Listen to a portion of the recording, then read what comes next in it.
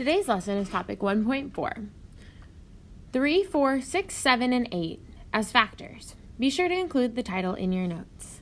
The objective for today is that you will be able to use the distributive property to find products of factors of 3, 4, 6, 7, and 8 by breaking apart problems into simpler problems. In your notes, you should have 3 pieces of grid paper, 2 smaller ones and 1 large one. Make sure that you have those glued in your notes right now. Today, we are going to use the breaking apart method to create separate problems. So this would be one grid you have in your notes, and this would be another grid you have in your notes. Using just your pencil, we are going to shade different parts of the problem. You will see that on both of these, I have shaded them in 2 different ways. Okay, well, the first thing I noticed is that I have 4 rows going this way, so I like to write my 4 out here. And I have 1, 2, 3, 4, 5, 6 columns going this way. So I know that this array would be 6 times 4. But we use the breaking apart method to break apart what I know in this problem into 2 smaller problems. So I have my pink portion, so I want you to shade your paper the same way that I have mine colored on the screen. So I have 2 rows of 6 shaded. So for this section, I end up with a problem of 2 times 6. Breaking apart is also called the distributive property, which we'll define on the next slide. So for the top part, I end up with 2 times 6, which is this problem right here. Now on the bottom part, I have what is in yellow. Well, again, I've got 2 rows and I've got 6 columns. So the another part of this problem would be 2 times 6. If I were to complete my problem, I know that 2 times 6 is 12. I have the same problem. All I have to do is add those 2 together to get my total of the entire thing. So 6 times 2 is 12. 12 plus 12 gave me 24. If I know my facts and I know the whole part would be 6 times 4 equals 24. So those do check out.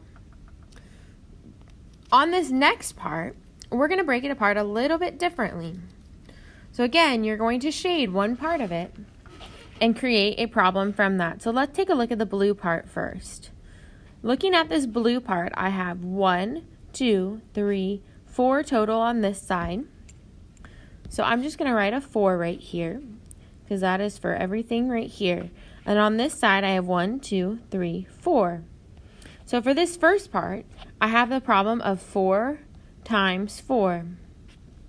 For this part over here, I have 2 and 4. So my multiplication problem that I would add to it would be 2 times 4. With the distributive property, I always complete what is inside my parentheses first before I add. So I would do 4 times 4, which gives me 16, and 2 times 4, which gives me 8. And I would solve that part of the problem before I did anything else.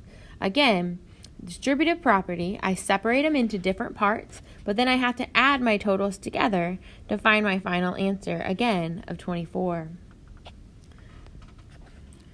In your notes, go ahead and define the distributive property.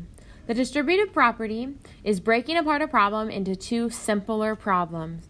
In your notes, you must also include that the distributive property is sometimes called breaking apart. You will hear us use breaking apart and distributive property interchangeably, meaning we will use both of these phrases. Don't forget that you can always pause the video at any point to get caught up on anything that you might be taking notes on. The next thing we are looking at in your notes is the second grid that you have glued in. Your second grid, we will separate into 2 separate parts. On this one, I want you to separate it in 2 ways as you would like. You will see that on mine, I made 4 rows of yellow and I made 6 columns of yellow. So for this top part for me, I would have 4 times 6. While on this bottom one, I ended up doing the exact same thing. So I have 4 times 6 again. For you, if you would like to do 4 times 6, that's fine.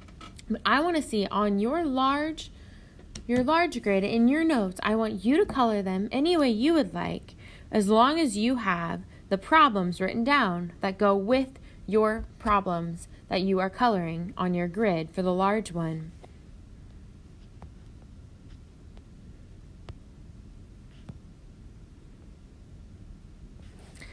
In your notes, I would also like for you to complete 1, 2, and 3. On 1, 2, and 3, you're using breaking apart to find each product. I'm going to go ahead and do part of number 1 with you. So number 1 has 6 times 8. Well, I break it apart. One number in breaking apart always stays the same. Okay, so for me, that's the 6 times. So because I have 6, if I think about my grids, I had 6 columns every single time, and I kept that the same. So that's the same number going in here. That part does not change. So 6 times 4, the second number is the one that's being broken apart. Well, if I'm breaking it apart to a 4 here, that means I would end up having a 4 over on this side. Right, now in the next part, in my first 2 blanks, I take what I get when I do 6 times 4, and I write in my total right here. Again, I have the problem 6 times 4, so I write down my answer to that right here. Now when I add 24 plus 24, I get 48. This is the exact thing I am looking for in your notes for number 2 and number 3.